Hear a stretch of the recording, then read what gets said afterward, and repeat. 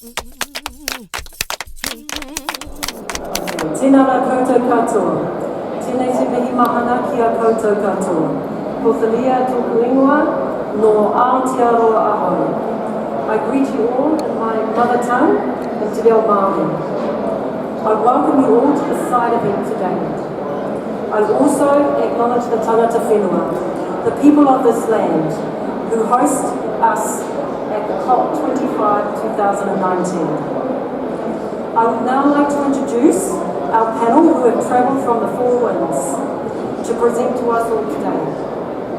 We are fortunate to be combining speakers from the Global Eco Village Network and the Heritage Trust organisations.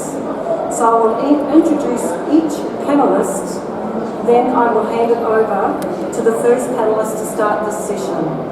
But before I do that, I will briefly outline the topic that is for this side event. So the topic is the power of culture, nature and community. Today we will learn how eco-villages and heritage trust organisations can and are helping to scale up ambition, achieve the Paris Agreement, preserve natural and cultural heritage, protect the rights of nature, restore degraded ecosystems, sequester carbon, and lead to healthier, thriving communities. So without further ado, I'd like to introduce our first panellist, and that is Queen Quet. Queen Quet is a published author, computer scientist, lecturer, mathematician, historian, columnist, preservationist, environmental justice advocate, environmentalist, film consultant, and artist.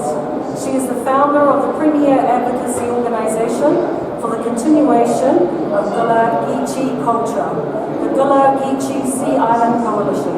She is also the head of state for the Gullah Geechee Nation. So without further ado, I'd like to introduce you to Queen Quet.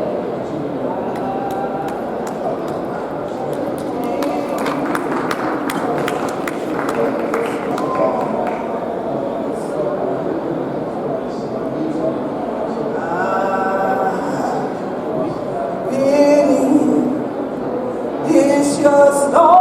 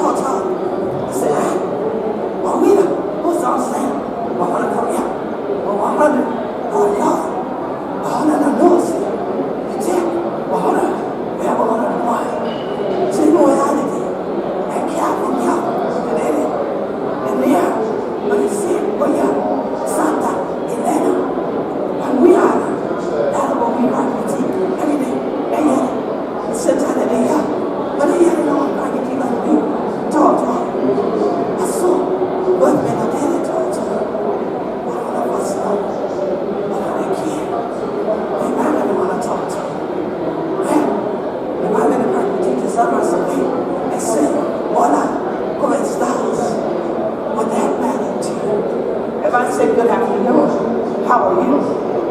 Would that matter to you? Or maybe it would, muy bien. Muy bien. ¿Y tú?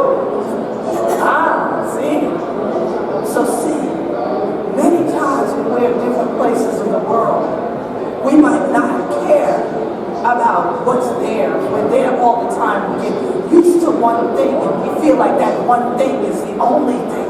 Well, that then becomes important to you because it's what you're used to. It's what's normally in that space. It's what's been normalized, but it doesn't mean that that's the original thing that was there. So now, as I said to you earlier, if I disappeared, would you care? Would it matter? If you never again, people are quite deep like this, you learn that before now. You never heard another person speak that way. You probably never heard it spoken before now. Would it matter? Would you care? If you didn't understand it, you probably wouldn't. Because you didn't know it was important. And that's one of the things that we're dealing with now. So we talk about the power of culture and community. What about communities that are not in the places where their cultures originated? What about the languages, the songs, the rituals, the things that matter to those communities? If it's not yours, does it mean it doesn't matter? Then it doesn't make a difference? I say it makes a difference because not everyone speaks the same language, and especially as the climate changes to evolve into one that is global. How do we get along within all the things we're already faced with when there's a rising sea of xenophobia higher than the water levels that we're talking about? Where if it's not like you say, well, who cares? Or it doesn't matter. Or you just dismiss it. Or you look on your Google app and try to see, can it be translated? So that it can matter.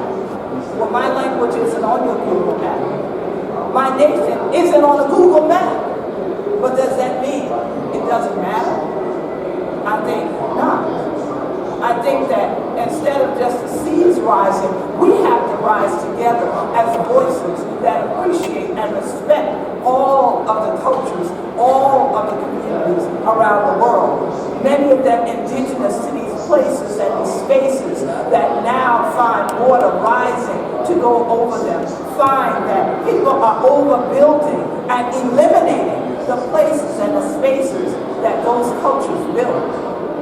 As I said to you in my native tongue, which is Gullah, from the Sea Islands, which sit in the Atlantic Ocean, from Jacksonville, North Carolina to Jacksonville, Florida, or Los Estados Unidos, or for the United States, that there we are never short on the culture of Spain, because in fact the very island that I'm a native of is named Santa Elena. It was named for the patron saint of the Leon, who came to that place traveling and arrived on the day of his saint and said, it's so beautiful, I want to name it for her. So unto this moment, our place is called Saint Helena, or Saint Helena is how we pronounce it. And here it is that every day we say something that associates us with this place. But the entire time that I've been here, no one here was associated with Gullah Geechee culture. No one here could speak to me in my language. No one here even thought to think I had another language other than this one that I'm speaking in now, which is my second language. My family, we grown up like a chanting like that. But why is it that many Gullah Geechees no longer speak Gullah? It is because people came into our communities and to them, our language meant nothing, our culture meant nothing, but our cultural landscape meant everything, because the United States wouldn't exist had we not been enslaved to build it.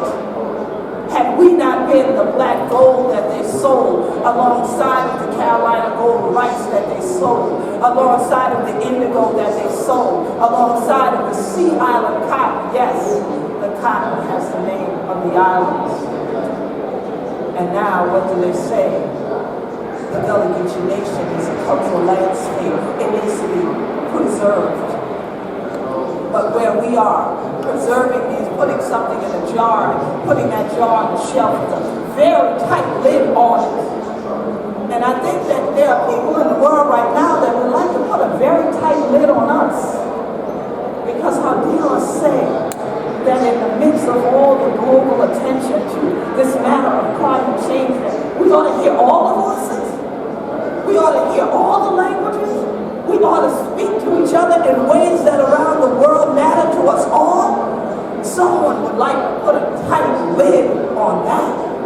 And when you do it, you hold it in place and you put it on a shelf and it's only there with your interpretive panels next to it. But what if that jar popped open and everything in it popped out? What would the interpretation be then and how would it sound? Maybe it sound like a this, like that. Or maybe they would say, je parle français. Or maybe they would say, on until the we won't know until that lid comes off. Until we realize where our real power is. And that's why when they said to me that a group of people who focus on trust, national trust, I said, well, that's a very interesting word because that's not something you just give to somebody. That's something they got to build up. It's a trust. Why should we trust them? Well, they said, well, we get into this thing and we get into it together. And that's why we want to build relationships where we can trust that our heritage, our cultural heritage is not that one that I was born into, but it's the ones of the world. And we want to see those things that are important to multiple communities. And they said, but the only way we can do it is if we let the cultural indigenous voices speak. So we're going to go back to the beginning. We're going to take the people at the top into a village, into an eco-village, where people will get overstanding, because too many have been under too long, that actually there are voices that speak other than what are established at the UN's global languages, or major languages, or major mother tongues, because our mothers may not have spoken in those tongues when they held us as babies, and our babies need to speak in our tongues, even the Salvation, the rest of people thinking in the car and saying anything like that. We all know that when a baby cries, all of us understand it. And I think now Mother Earth is hearing her babies cry, and we all sound the same. We're crying out for healing the land. We're crying out for her to realize that the things we've done to her, we recognize are not right. We're crying out to her for her to say, it's okay, come back home. I won't drown you in the rising sea. In fact, instead, I'll use that water to cleanse the earth. I'll cleanse it of all of the things that have burned all of the troubles out of your way. I'll use it to actually remove those who are xenophobic, those who are racist. I'll remove those that are in positions that they think are powerful, so that they will have to hear you, and that they will hear where the power really is in culture and in community, and in standing together and hearing one another, singing together, clapping together, uniting. And do we have time to wait to get there? I don't think so. I think that we've been called today to action. When I got here yesterday, I saw my language on the wall here, Yah. But Yah is now in this language. Yah is now in Gullah. And Yah is here in Gullah. So now we're here together. But what do we do when we go back into the various parts of the world? And you go back to your community. Maybe you'll sing a different song than mine sings. But I pray it's one of unity. So in my community, we came together with scientists, anthropologists, academics of various fields, with nation leaders. We put together the We Be Gullah Geechee cultural capital and collaboration anthology to say to others in the world, if you're going to come to our community, you need to speak our language. You need to know how to do research respectfully here in our space, in our circle. We normally would sit in a circle instead of in a line. And we would be able together. So if there's anything that I've said that's resonated with any of you today, I'd appreciate it if you help me as I take my journey back out where you all are to sit with you. I'd appreciate it if you join me in one of our traditional songs that ignites action, because according to my language, according to the Spanish language, the time is now for us to act. So let's see if we can do it together. If y'all are ready to help me out a little bit? Yes? Yes? So let's do it. There you go.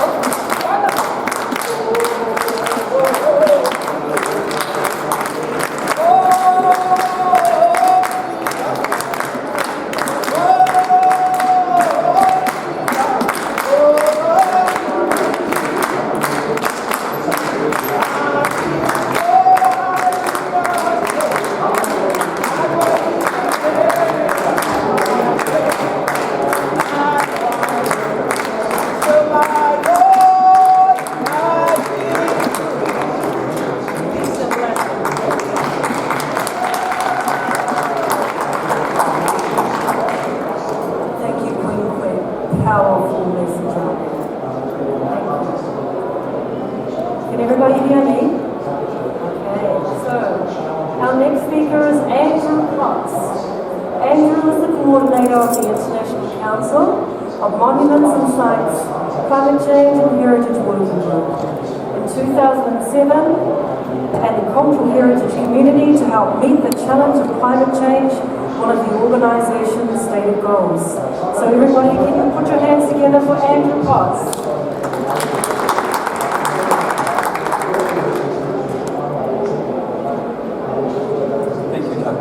Thank you, Doug. So in Queen we heard a cultural voice for climate action. And I wonder how many other cultural voices for climate action are heard in the councils of climate science and climate policy. Not enough, I would argue. One piece of that equation is getting access to the chambers of climate policy, to the chambers of climate action. But another piece of the equation is helping cultural actors find their own voice, lift up their own voice, make their own cultural message for climate change. And that's what I want to talk about today.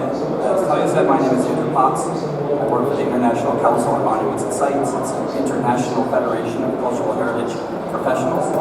I'm here today on behalf of another international NGO, the International National Trust Organization. The National Trust movement is a movement of NGOs around the world that care for special places. It has a particular role in the cultural heritage arena because we're focused on places, we're focused on all the things that are special about places, whether or not they're labeled nature or culture. What we focus on is what people love about places that are special to them. That's what the National Trust movement is about. And so we feel like we're in a particularly good spot to aid in climate action from a cultural perspective. I want to share with you a little bit about the work that's being done around the world to mobilize cultural actors for climate action. First, maybe just to say briefly why I think it's so important that we foreground the cultural dimension of climate change in climate action. Climate change, what is it? It's an anthropogenic problem. Anthropogenic means caused by people. It's a problem caused by people. It's not caused by people acting in isolation. It's caused by people acting in culturally determined ways, culturally determined methods of consumption and production, mostly in the global north and industrialized countries, causing climate change. Climate change affects people. It affects people not in isolation, but affects communities and territories. So I don't think it's too much of a stretch to say that if you have an anthropogenic problem, a people problem, a human problem, a social problem, a cultural problem, you need cultural solutions. And yet, culture and heritage have largely not been at the table of climate action and not involved in climate science. We haven't had cultural voices heard enough in climate work. And so, how can we flip that paradigm? How can we foreground cultural dimensions of climate change? How can we mobilize cultural voices for climate action? So, my organization, the International Council on Monuments and Tribal Sites, endeavored to take a policy and a scientific approach to this, among others, and one thing we did was go through the Paris Agreement line by line, and through every section of the Paris Agreement, and we tried to correlate it to what folks in culture are good at. So, as I think Queen well illustrated, in culture we don't take the short view, we take a multi-generational view. And climate change requires a multi-generational time horizon. It's a matter of intergenerational equity and it requires a multi-generational time horizon to solve. That's our remit in culture. We're the long view people. Climate change requires a change in the economic paradigms of the world and the patterns of consumption and production. It requires those to be grounded in circular economy approaches that value stewardship and conservation. That's again what we're about in the cultural heritage world. It requires creative capital, it requires creativity.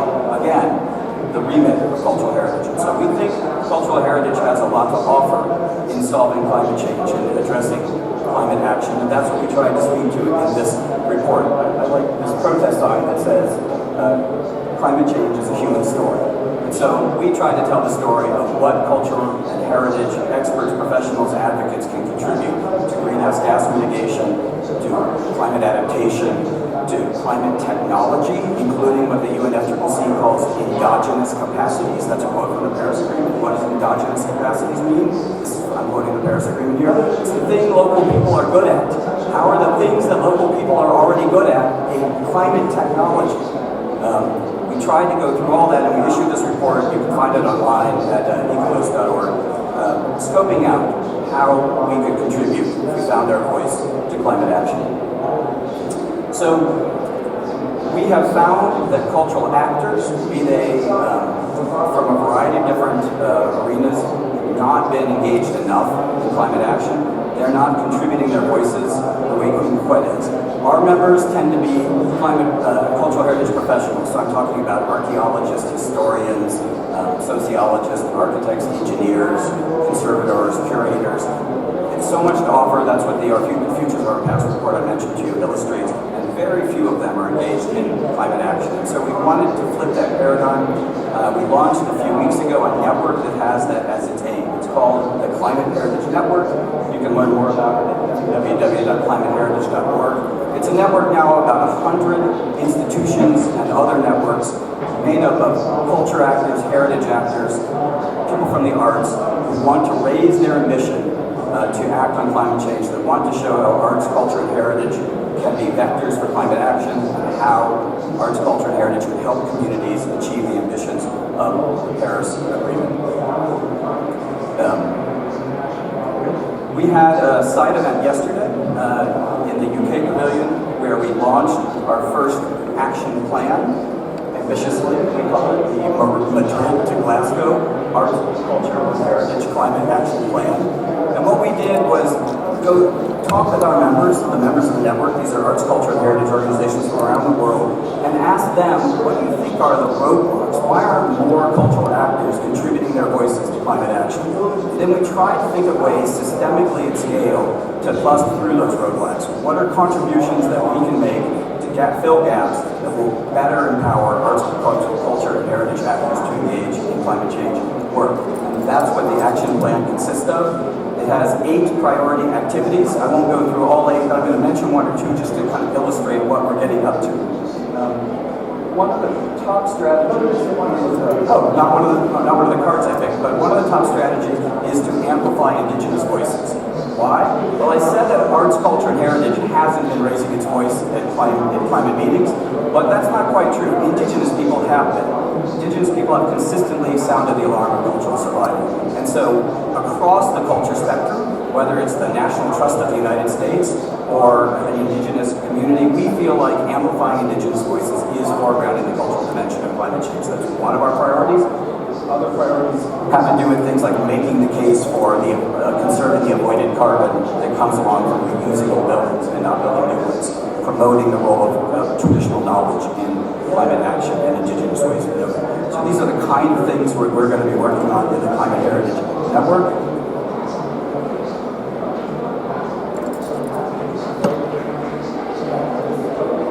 And just simply say that climate change is a cultural issue.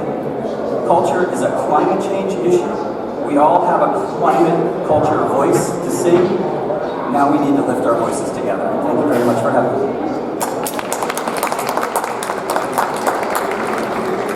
Thank you so much, Andrew. Wonderful messages coming through. And so now I'd like to introduce Sarah Sutton. So Sarah is principal of a sustainable museum. She lives in Tacoma, Washington.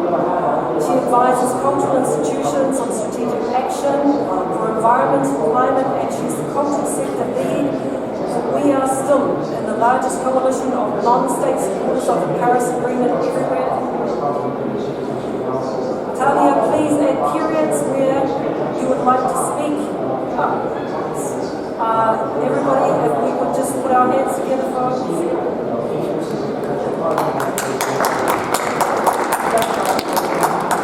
reading from a text message from me, and I'm about to run into my spelling error. So that's why I'm here. Thank you very much. I think the other one now is coming. All right. Thank you very much for the invitation to speak, and to the conference parties to have us giving this presentation. So my name is Sarah Sutton. I'm an independent professional.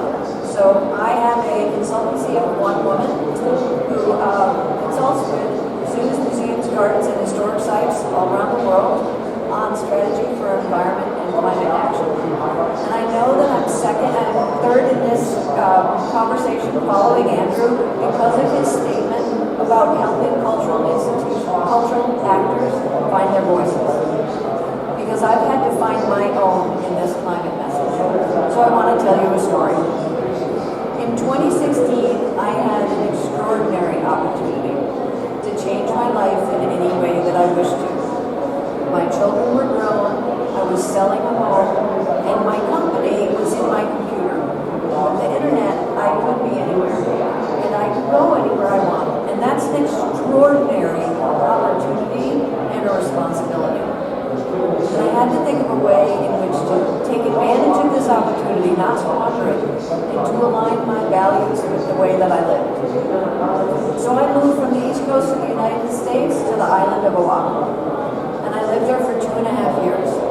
Not because it's one of the loveliest places in the world, and it's warm, and I was in desperate need of more sunshine, literally and figuratively in my life, but because there I could combine all of what I felt was important about nature and culture together. I could hike up to a heiau in the morning, a sacred place in the Hawaiian community, and I could get down to the water and swim with the sea turtles in the afternoon. I could volunteer on restoring an 800-year-old fish pond, and I could go to the Manoa Historical Society, Manoa Heritage Center, and learn about the ahupua'a, which is traditional fauna parceling out lands on the island that start at the top of the mountain and go all the way down to the water and encompass part of the land just in that watershed. It's a fully sustainable traditional approach to life. It doesn't exist anymore, but they're working on recreating it. And it's something that spoke to me and was really important. So I was doing my work, learning how to paddle an outrigger canoe, learning how to snorkel and skydive and scuba dive, and I was learning Hawaiian language. I even learned a little Gullah. And then on the 1st of June in 2017, a moment changed my life. Many of us in the United States know where we were at the moment we heard that the United States government intended to step out of the Paris Agreement. And I was stunned and shocked, and I thought, how can I live in a place that doesn't align with my values? For goodness sake, that's why I've moved here to do that. And then I realized that those of us who care about this work would still do this work. And all of my peers in the museum field who cared about this would still keep going ahead. And so I asked a number of them if they agreed with me and would support something I just named #Museums for Paris. And I had 10 members joining me instantly. And then on the 5th of June, We Are Still In came into existence. And I heard about this coalition of state governors, cities, investors, higher ed organizations that all supported the Paris Agreement because the work that we do is important and we don't require, although we would appreciate, national level leadership in doing this work. The work can't be done alone. It has to be done with all of us. And all of the rest of us stepped up to do this work. But there wasn't a cultural institution sector. So I started knocking on the door and attending the webinars and asking if we could participate as well. And in 2018, the Cultural Museums for Paris was adopted as the cultural sector, for we are still in. And we now have 67 official signatories to the version of the Paris Agreement. I know of 5 others that are working with their leadership and their organization to adopt the commitments. And the reason we are joining this coalition is because we know that this is important, but we also know that we can't do it alone. Nature and culture are systems. They require systems thinking to address them. And you can't influence a system with just one factor if you want to get a significant, well-balanced result from that. Off-balance it with just one voice. More voices keep the system in balance and being productive. So being part of that cross-sector partnership is really important to how I feel we should go about this. And the cultural heritage sector adds something to that that might be missing otherwise. When folks look at this issue, they too often in the United States at least consider that this is a science-based issue and that it's important for science institutions and for scientists to do this work. But it's not only for scientists. My approach to this is that the Anthropocene is not just for scientists. It's for the artists, it's for the humanists, it's for every single one of us. And that's what we try and integrate by having a broad organization of cultural institutions participate. So I'm going to close just with a little bit of information about the kind of work that our institutions do. So you should picture the Science Museum of Minnesota, but you should also picture the Abbey Museum in Maine. You should think about Strawberry Bank Museum in Portsmouth, New Hampshire, and also the California Academy of Sciences. We need that whole constellation in order to make this work well. But of our institutions, they were asked to sign on to commitments in order to participate. And when they signed on, one of the examples was building resilience in our communities. When they signed on and they looked at that list, 76% of the signatories were already thinking about and doing this work. And then 24% said they were willing to add that to the work that they would do. So already by having them sign on, they expanded their participation and their ambition. 83% were working on community education and 17% said, okay, this is a conversation we need to have. And then all together, all of the new and old commitments, 70% are committed to energy efficiency and climate action, which is Global Goal 13. Without Global Goal 13, we cannot get where we need to go. So I hope that you'll take from this that climate and culture are indivisible, that the cultural institutions are supporting the work of the Paris Agreement, and the United States is still in it. Thank you.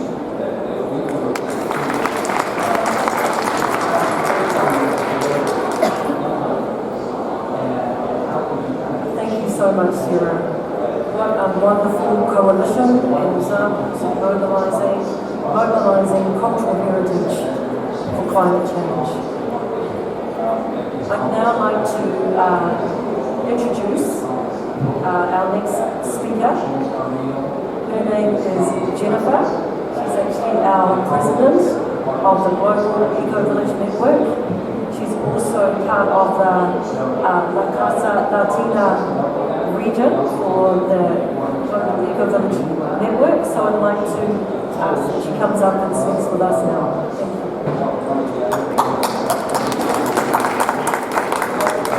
Buenas tardes. We are in Spain. Buenas tardes. ¿Cómo están? It's a pleasure to meet you all. And I hope that we have some time at the end of this to talk more. So, how many of you actually have kids or a nephew, a niece that you love so much? Please raise your hands. Okay, and how many here present are thinking of having kids, even though you don't have? Okay, and we are having this panel.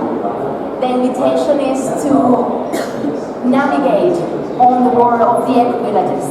And at the same time that in other room, maybe not, there is other people discussing Article 6. How on earth are we discussing Article 6? That's a good question. So, the invitation is to... How many of you have heard of eco-villages? Who's been to an eco-village? Okay, so... and who lives in an eco-village right now? Okay.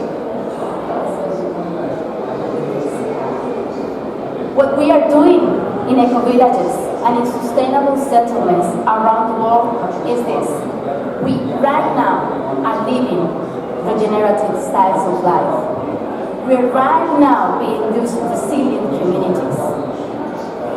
And we are these people from the cities or from the rural areas deciding to design our communities, the way in which we live. And it's a huge job, but we are doing it. So I come from Casa Latina, the Council of Sustainable Settlements of Latin America.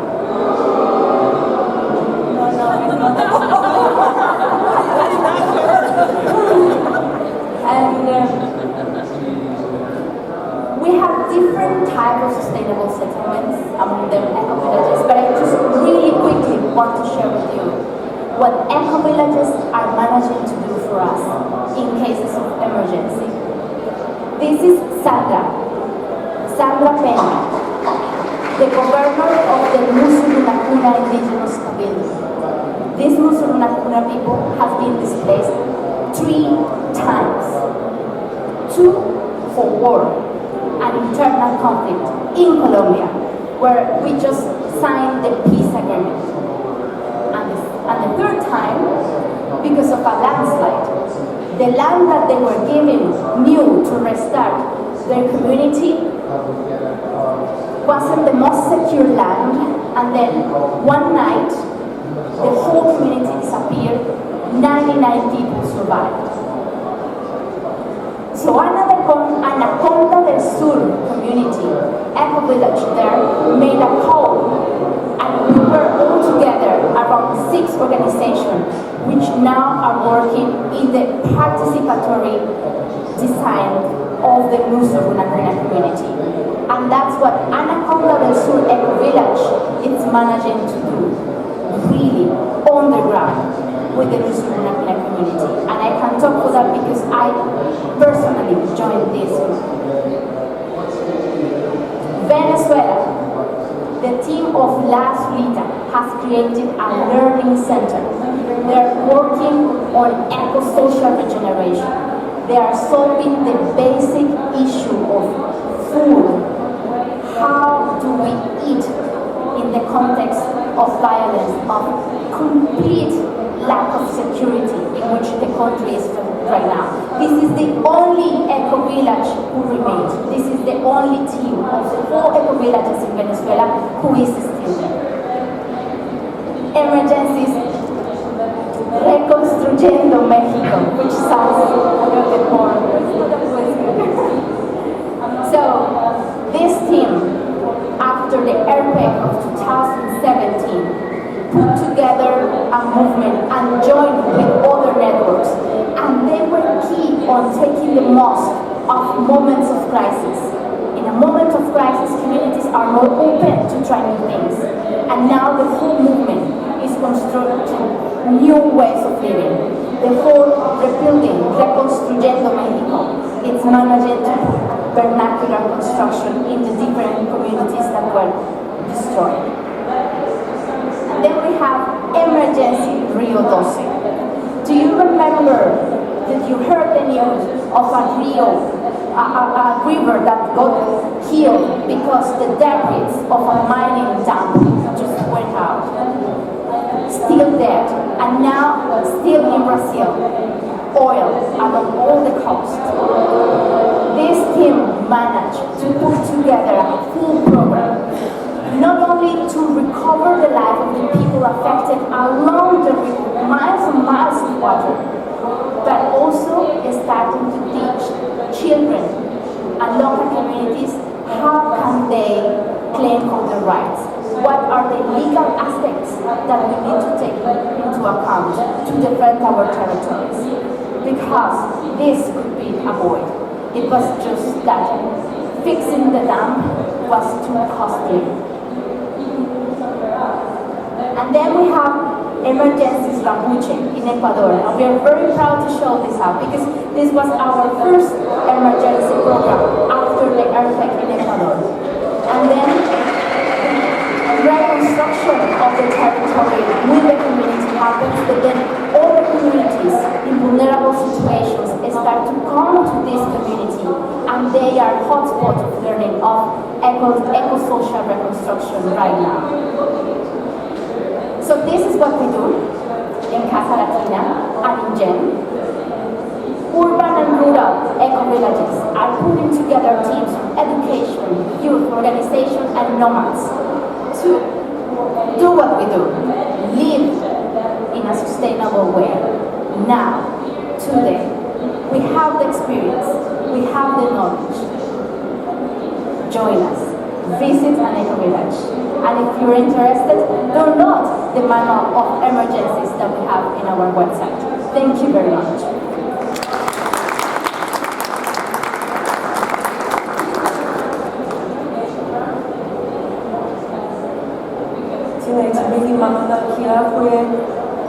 Jennifer, muchas gracias. So now I'd like to invite another Andrew. Andrew Olivia. Andrew is a GEN board trustee and a member of the Council for the GEN Oceania and Asia region. So I'd like you to put your hands together for my colleague and friend from the region of Oceania and Asia. Welcome up, Andrew. Hi. I'm just trying to get out. There we go. Okay, can everyone hear me clearly? Because I've been really battling to hear people. Have you got a good reception? So let me just tell you, I've got quite a large part of the world to cover in about 7 minutes. So by necessity, I'm going to fly across. I just want to pick up, thank you Jennifer, and thank you Talia. I just want to pick up and just give a little bit of detail. I haven't always been involved in eco-villages. I actually am an archaeologist and businessman. And I came across the eco-village community a couple of years ago, well, about 2009. And I discovered there was a part of me that had been missing and I hadn't realized that it had been missing. And coupled together with the climate emergencies, it just brought home how important it was and how important it is to actually be connected into a community and work doing positive, value-adding activities. So what I want to do in my brief session with you here is I want to talk to you a little bit about Genoa, which is Asia and Oceania. And you can see from the slide over there, it's a huge area. What normally happens is GEN itself has been established for a couple of decades, and what happens is people start connecting up and they start sharing information, and GEN's been going out running programs and people have been connecting into the networks, which get denser and denser, and then you suddenly start having registered networks appearing.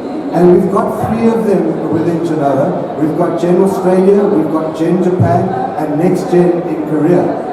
We've got a whole number of emerging networks as well, and you can see the list over there. I'll add Fiji to that list as well. Each one of them are busy with a series of activities, connecting growing communities, working with traditional indigenous communities, and also working in cities as well. So I'd like to just talk a little bit about what we do, but very briefly, because this is going to be covered as the presentation unfolds. We really work with indigenous knowledge, with traditional knowledge and communities, both traditional communities and cities, to build eco-communities, sustainable, resilient, regenerative communities. Now I can't really deal in too much detail with all the different activities we have. But I want to talk about just two. And I want to try and give you two case studies at the end.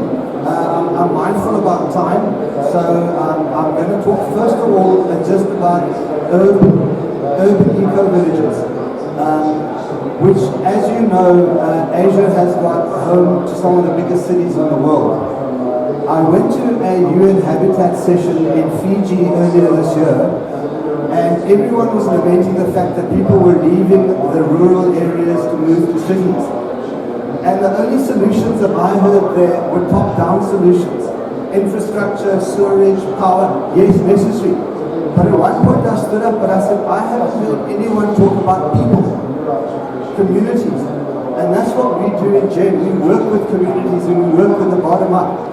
We come with their solutions to their problems and we facilitate that. Over here we've got an example, and I want to talk about two eco-towns or eco-communities. The picture shows there a suburb, a township of about 1,500 square meters that's got home to 52 people, and it's 72% sustainable. So they have their own water, they grow their own food, they have shared transport, they have underground water systems to store against the heat.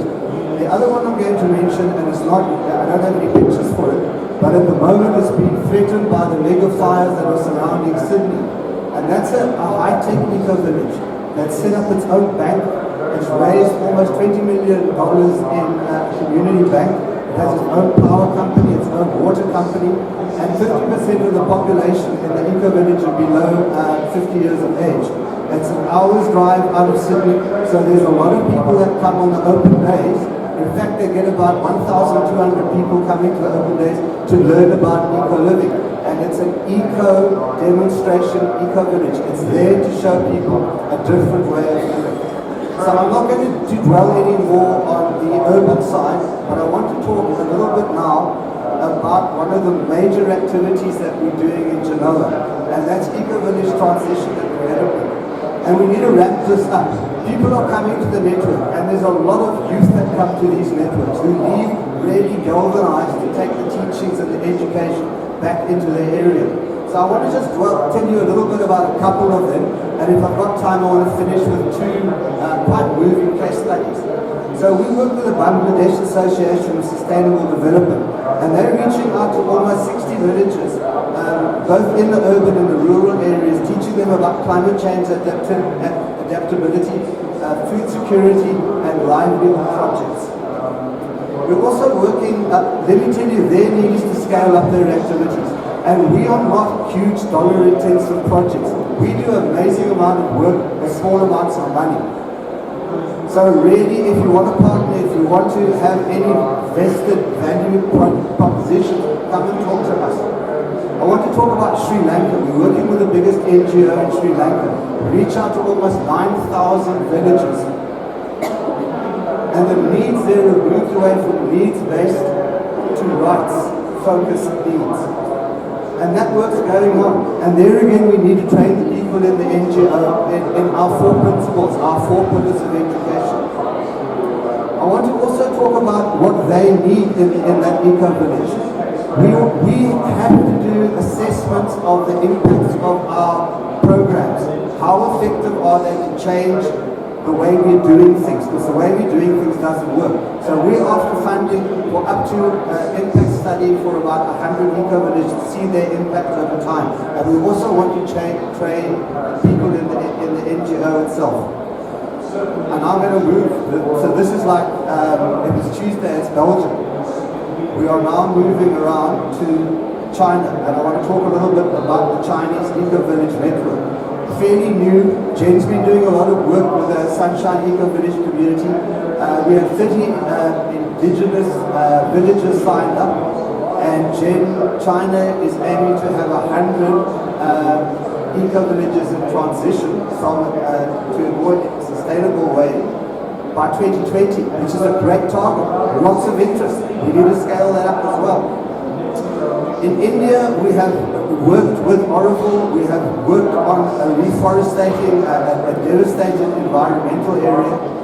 And we are also looking in Thailand and Cambodia with projects there. We're working in Fiji on an eco-village project in Fiji together with a maritime NGO to provide protection through the villages in up to 400 maritime areas. I also want to add we've got corporate support for that, and corporates are coming to the board because of risk mitigation and because of shared value projects. And I think I'm probably coming to the end of my time, and I'm really sorry because I had two really great stories to tell you. But if you come and chat to me later on or press conference, I'll talk about them. So I'm going to say thank you very much for listening to me. That was a real whirlwind tour of a huge part of the world. Thank you. Kia ora, Andrew. Thank you. Okay, so we're rushing along here, and the next person that we have that will be speaking is Kenza. Kenza Isnasmi, our Gen Advocacy Coordinator. And she's also a representative from Gen Africa. So Kenza is the co-founder of the Mother Peaceful Galleries. She holds a master's degree in international relations and diplomacy with a concentration in peace and conflict studies with a focus on climate change and migration in the Senegal River Valley. Kenza, over to you.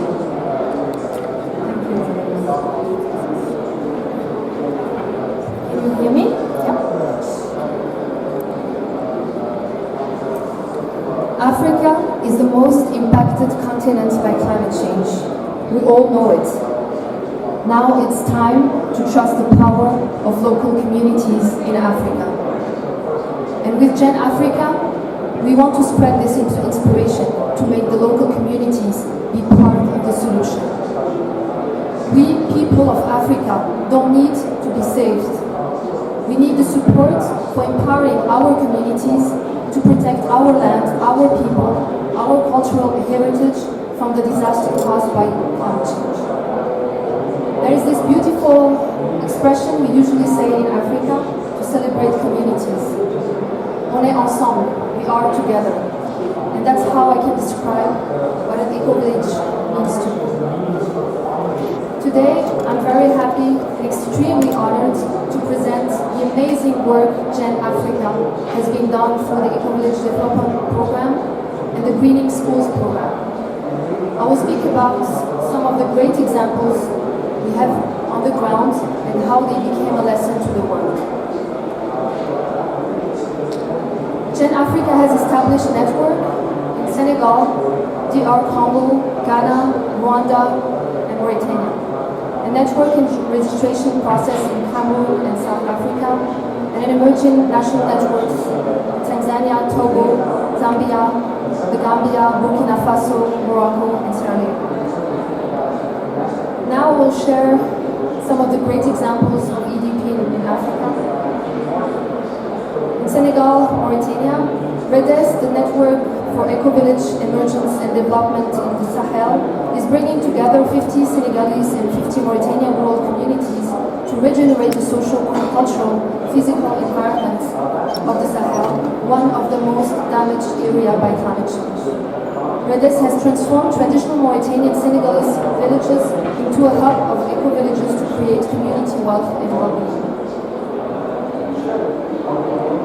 EDP in DR Congo. With our local partners, Espoir pour tous, a training for participants from 4 villages was one of the first steps towards developing an eco-village demonstration center in the DRC. In the Gambia. With the partnership of the Sandali Foundation, we already have a network of 13 Gambian villages. We have organized an annual eco-village design education with the collaboration of the Gambian Ministry of Environment, Climate Change, and the Natural Resources. The Gen Africa Conference will take place in 2020 in the Gambia. This will be the official launch of the National Eco-Village Development. Tanzania. In the context of Tanzania, the eco-village approach is implemented in the most climate change vulnerable agroecological zones of Tanzania. The implementation of 5 pilot eco-village projects under the first Global Climate Change Alliance program in Tanzania now is spreading to surrounding villages. Mozambique. An MOU with the government is in progress. The eco-village development model has already been recognized as a valuable contribution to advance local socio-economic development and climate resilience.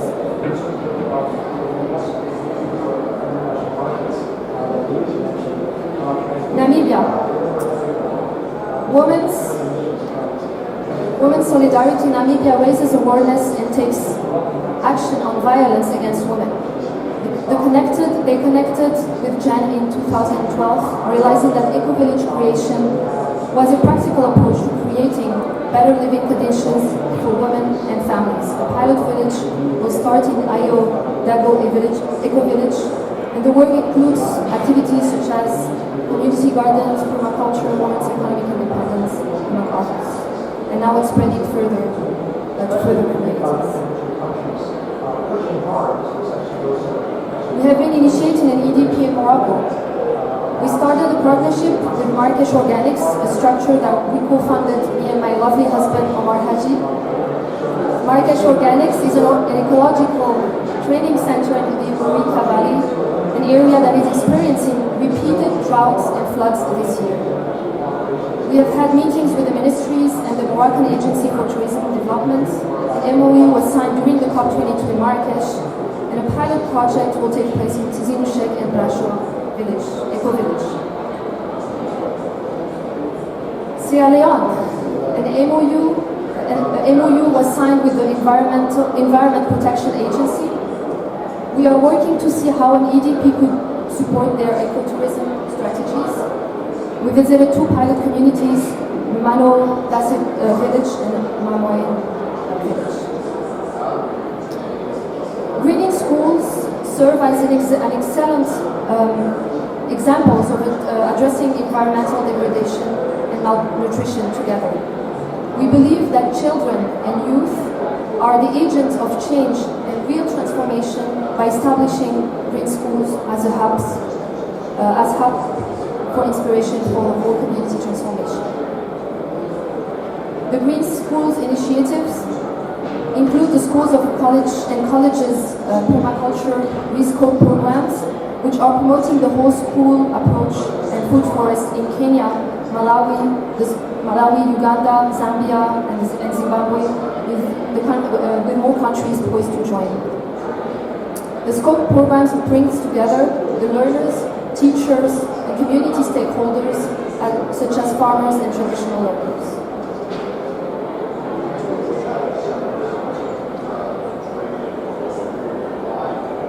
The Rescope Green Schools in Malawi is a great example that has been how the school has been transformed, and you can see the significant transformation only after 2 years. I will conclude with a short story with a little boy from the Greening Schools program in Zimbabwe, and can remind us our responsibility as adults. My name is Moinayacha Shimutuso. I am 11 years old. I learned at Blackboard Primary School in the outskirts of Harare. My grandmother told me a story about water. She told me that a long time ago, she used to live in Bocha. She would play water games with her brother. They would go to river and swim during the weekends and school holidays. She also used to dig into the sands of the riverbeds and get water to drink.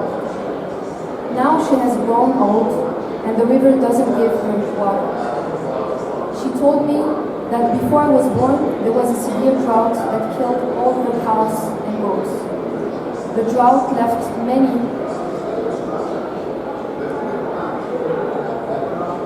people stranded.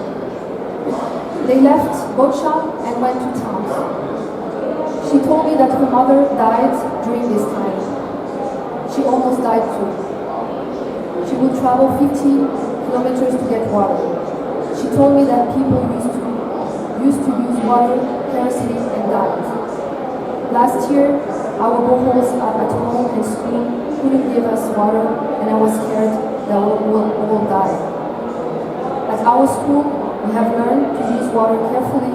I conserve water, and I encourage my friends and mother to conserve water and recycle water because I don't want to die. I think I'm too young to die. Thank you.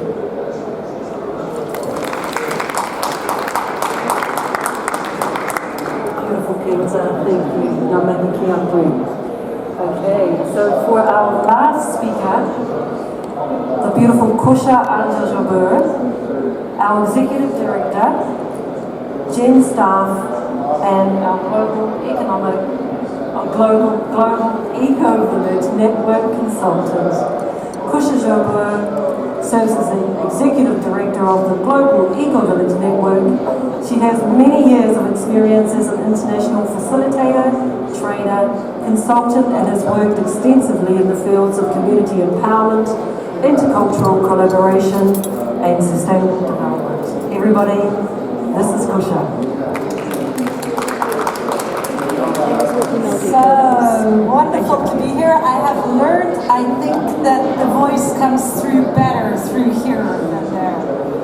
And I really want to thank everybody who spoke before me, just for the work that they're doing in the world.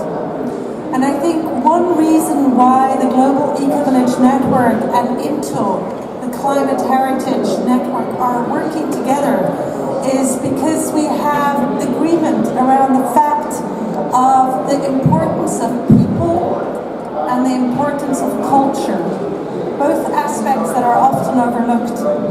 And if we don't work with the people, if we don't work with us, if we don't come from our hearts also towards the issues we are facing together, I think it is indeed going to be hard to find solutions.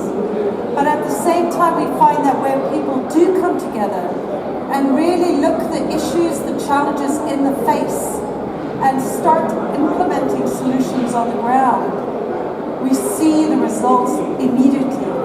And we can turn seemingly dying ecosystems around and bring life back to deserts if we start working together in complete commitment to those tasks. We can do it. And we've been a little bit, sometimes irritated by all the speaking that goes on here. Now we're part of the speaking. But we are definitely committed to bringing out news and inspiration about solutions on the ground.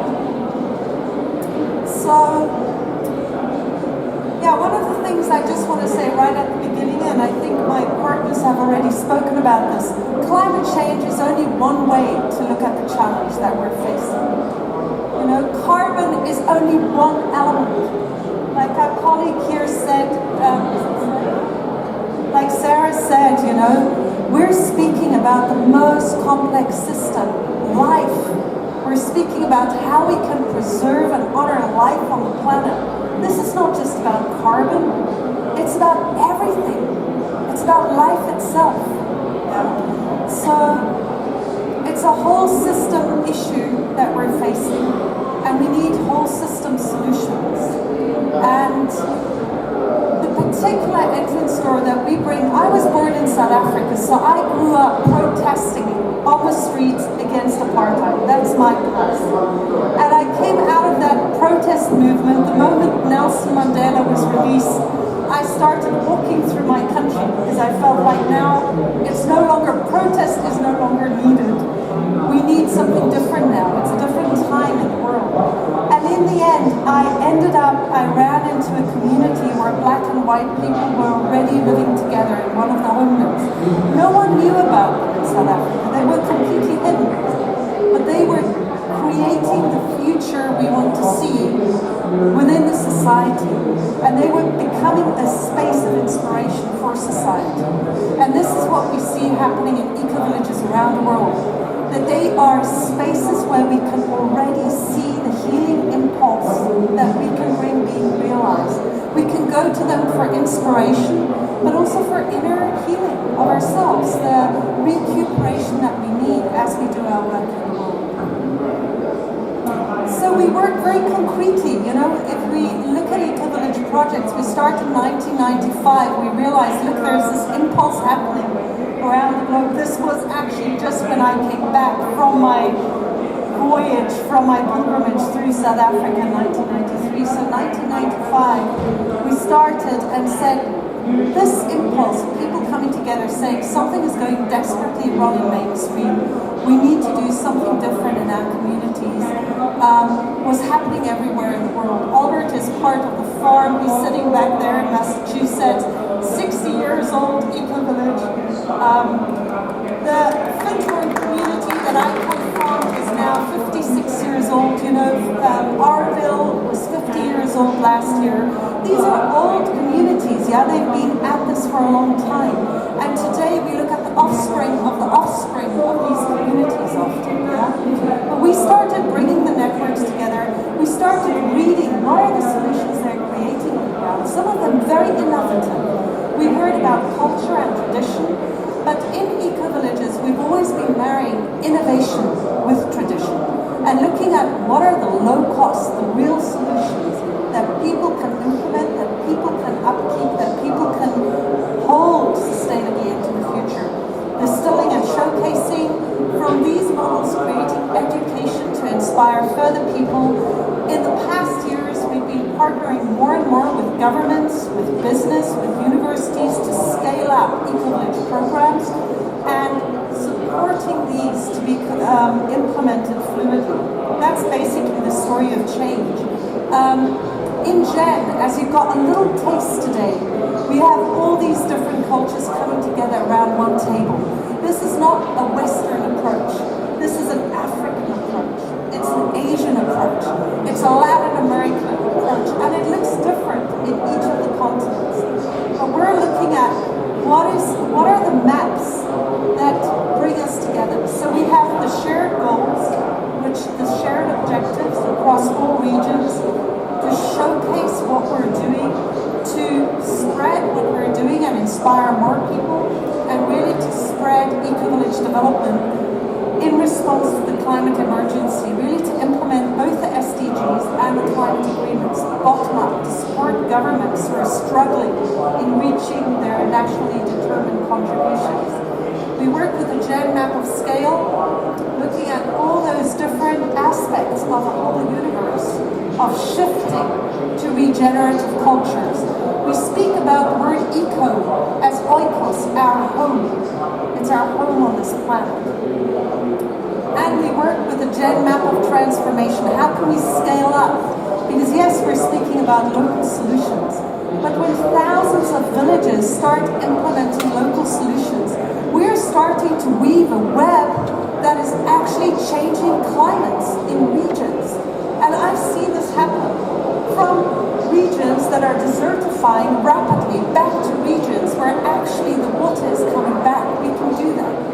So these are the 5 programs that we're working through, and you've heard about some of them from our region. This is the map of regeneration. We work with 32 eco-village principles, and we're now connecting that to eco-village impact assessments that are measuring the impact of eco-villages around the planet. So next year in Glasgow, do not miss us. We're going to bring a full proof of concept to the table, working with universities, measuring the real impact, whole systems impact of eco-villages. It's not only about carbon, but it's also about carbon sequestration. And we work in the 4 areas. So just going back to this map from before, as you see, this is the map where we can recognize eco-villages can look very, very different in different areas of the world, but this is the recognition pattern where we can see we all respond to social issues, cultural issues, ecological issues, and economic issues. We know that all of these need to be addressed for whole system solutions. So just speaking briefly, bringing imagery to these 4 areas. In ecology, we really work with high-tech solutions, but combine them with low-tech nature-based solutions. This is the way that Arville makes food for 3,000 people a day, purely solar energy, spreading to villages in India. Renewable building, green building, yeah? Why do we need to rebuild after disaster with cement blocks, you know? We have the solutions on the ground. The communities still know how to do it.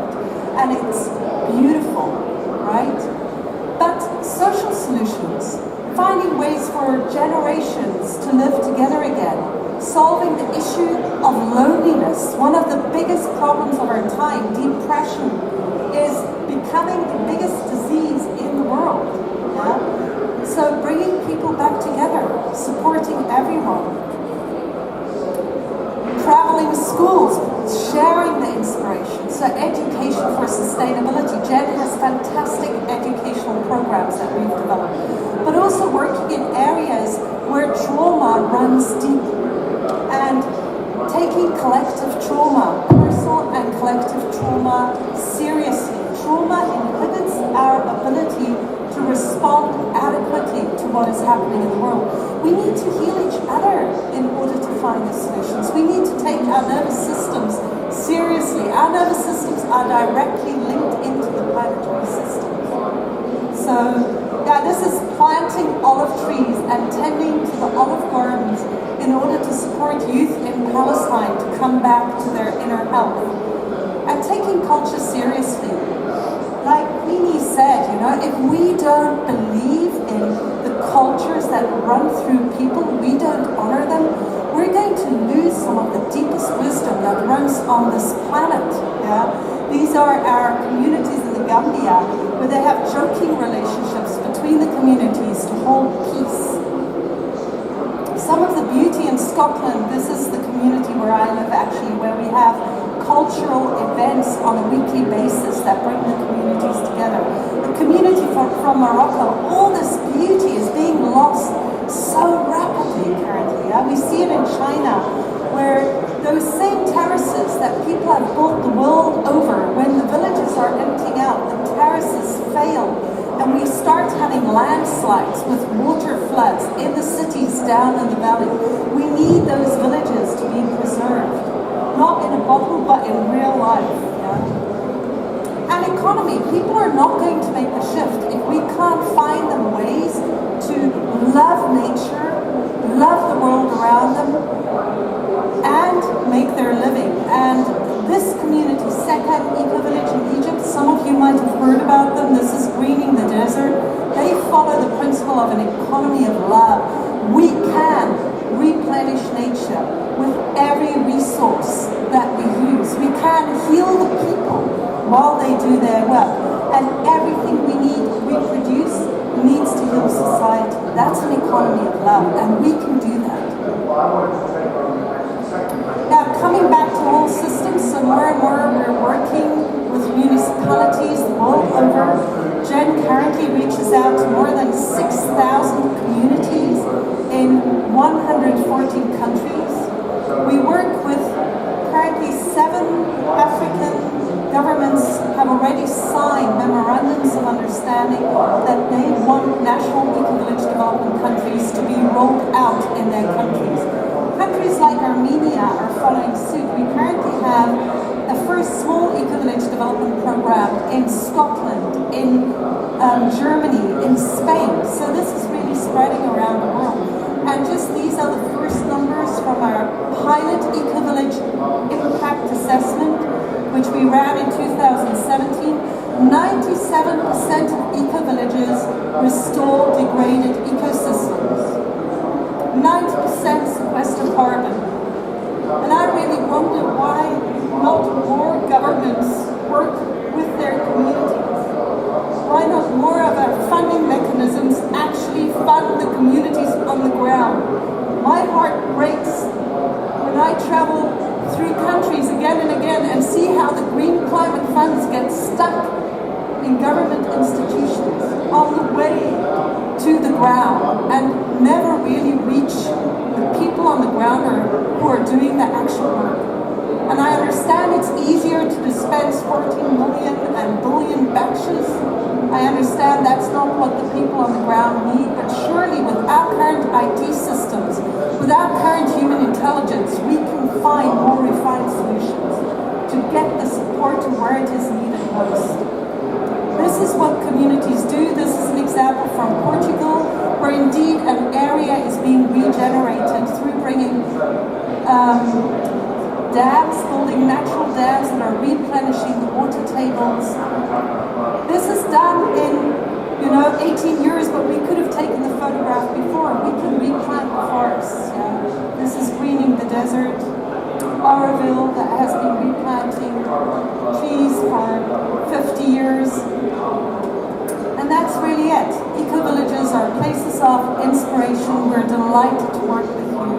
And we're also delighted to work with the International National Trust organization on celebrating cultural heritage as we prepare for Glasgow 2020. Thank you so much for your attention.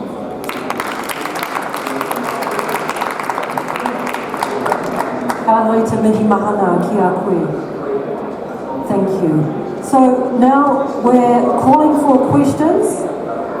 Before you raise your hand, can we keep the introductions to a minimum? And let's focus on the questions that will come across the floor. We are mindful we have about 15 minutes left. So please, if you have a question, please raise your hand. Do we have portable microphones? Do we have any portable microphones available? Because if not, we cannot hear you. No, but you can just come to the front. We have microphones here. So yeah, so please come to the front, come up to the podium here, and feel free to ask your question. And just to announce that Queenie would like to end with a song, so we have only, at the most, 10 minutes for questions. So please keep it short. Okay, I'll make this as brief as possible. So this is my first COP24, and on Wednesday I sat in the local communities and Indigenous people platform. Now, I am not a professional politician, and I'm very uneducated about the specifics of this forum, but what I saw made me angry, because I saw governors sitting around a table and making decisions on behalf of Indigenous people, and I saw Indigenous people sitting within the room as observers, unable to participate in a discourse and unable to voice their opinions. And my questions to you is, how can we get over this obstacle? How can we empower Indigenous people to have a voice within their communities, within governments, but also within UN events?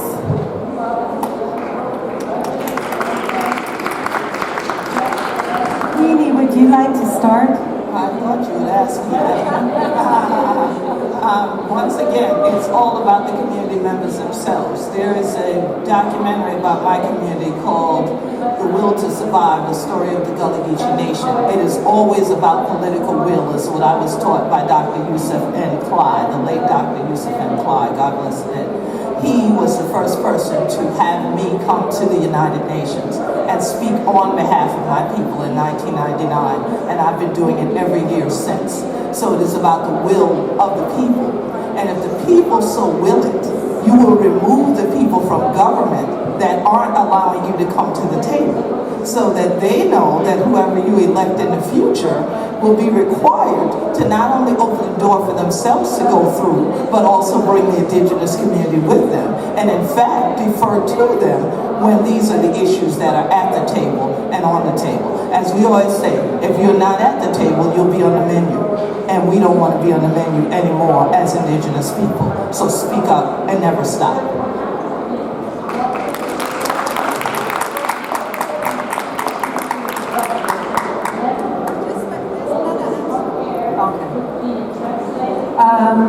And as the moderator, I'd also like to respond to that question as well, being Indigenous Māori from New Zealand. We also have our own thoughts in terms of the Crown and the government negotiations that we have had over the years. So in the past, I have been part of my tribe negotiating directly with the Crown. So it does actually happen in terms of, you know, the land handbacks and negotiating what that looks like for us as an economic power base, and what that looks like for us in terms of our social organisation within our locations. So there are provision, thank goodness, in New Zealand we have a treaty, and we make damn sure that our government know all about what that agreement was meant to look like. And one of the things that we have done is we have raised our voices in terms of the two different agreements that were set in place for the treaty. So we don't necessarily recognise the English version, but we recognise our own language, our own version. And so what that looks like for us on the ground is that we don't necessarily see the Crown as part of our determination, our self-determination, and actually our self-directed Timorana Tiratanga or autonomy. So there are two spaces that we negotiate through. One of them is directly through the Crown in terms of any type of legislation that comes across that is going to impact on us as an Indigenous people. And the other type is that we are determining our own way of life. We are determining our own future, and that does not include any United Nations or any government agency at all. That is self-determined for us and our tribe as we see fit. And maybe just to add very shortly, this local community and Indigenous peoples platform, I still want to celebrate it, yeah? It's a step in the right direction, and I've been spoken to by the UNFCCC saying the Global Eco-Village Network should be more involved in that platform. Other people have been spoken to. So I just also want to celebrate the small steps we are taking within the system. Thank you.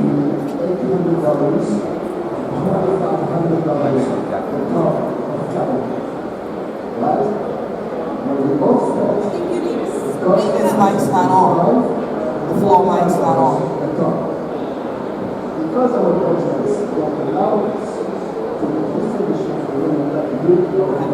Why don't you Can come we up? have a technician to turn on the mics? They're trying to speak, but the mics are not on.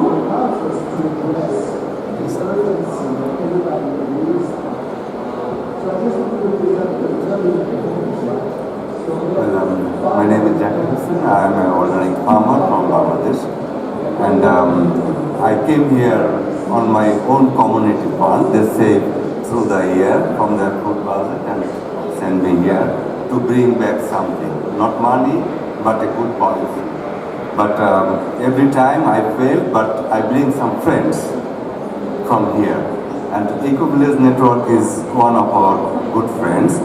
I go directly not to the question but to the answer of the touchy question from Kosha. Why Eco-Village Initiative or Ecological Agriculture Lifestyle Initiative is not getting the ground on climate emergency table?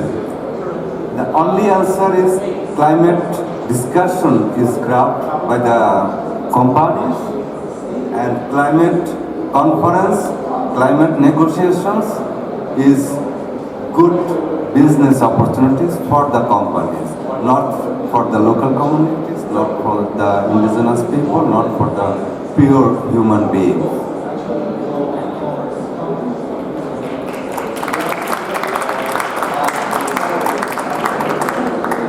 Now, being a great statement, I think we still have space for a third question.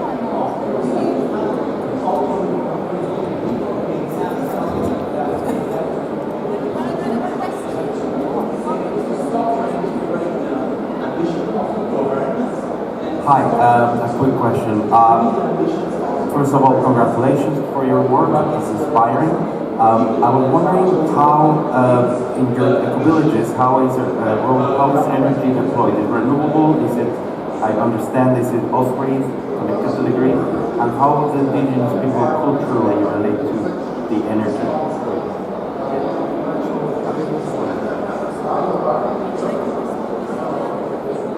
I can respond just in 1-2 sentences, saying that this is different in every eco-village around the world. So depending on where we are, we have completely different contexts and needs. So urban eco-villages, I can speak about Findhorn. Findhorn set up the first Findhorn eco-villages where I live in Scotland at the moment. They set up the first big community-owned wind turbines in Scotland and are 100% off the grid. I other communities in Africa, we're working very, very strongly with bringing in mini solar grids, wind energy, biogas, but always depending on what is there in the local environment. So it's completely different. And many of the indigenous communities their energy needs are much lower, so it's really what are the needs, especially to keep young people in the village. Often the energy needs shift, and to find the correct response to each one. And energy is a big issue. Thank you. Okay, now we are going to ask Queen Quick if she can close our session with a song. I'm attacking my other life, as they like to say as well. So, technician, I saw you said you finally have the mic. Can I have one? The techs in the back that's on their phones? Can I have one of the mics? Now, that's the disadvantage. I'm a computer scientist, everyone. And that's the disadvantage of you all being programmed by your cell phones now. You don't hear when we're talking.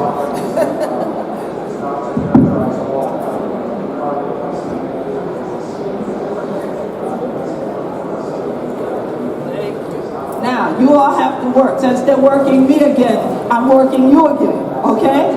So I'm going to teach you all a song because I think this is vital to all of us from everything you've heard us say today. It's about not one person, it's not about one government, it's about all of us across the globe working together. So there's a song I thought I was going to sing at the beginning, but the Spirit held me from singing it, and now I know why I was to sing it at the end. All right, so I'm going to teach you your part. My part, I won't be pointing. When I point, that means that's the part you need to memorize because that's going to be yours. Okay? All right, y'all ready? Work together, children, don't you get weary. Work together, children, don't you get weary. Work together, children, don't you get weary. Great camp meeting in the promised land. Y'all got that? You ready? Y'all think you did. Y'all look uncomfortable. All right, you ready? Work together, children. Don't you get weary, work together, children. Don't you get weary. Work together, children. Don't you get weary. Great camp meeting in the promised land. We want work and never get tired. Work and never get tired. Work and never get tired. Great meeting in the promised land. So work together, children. Work together, children. Work together, children. Great camp meeting in the promised land. Work together, never tired. Work together, never tired.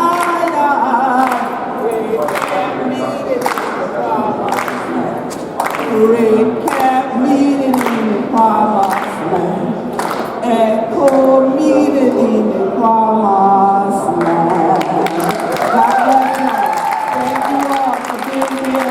I want to thank all of our panelists. All the panelists, thank our moderator. Yes. And we definitely want to thank all of you. And definitely the next time we pray that you will meet us in an eco village where we'll all sit together in the circle. And y'all better remember that song. All right? Peace and blessings.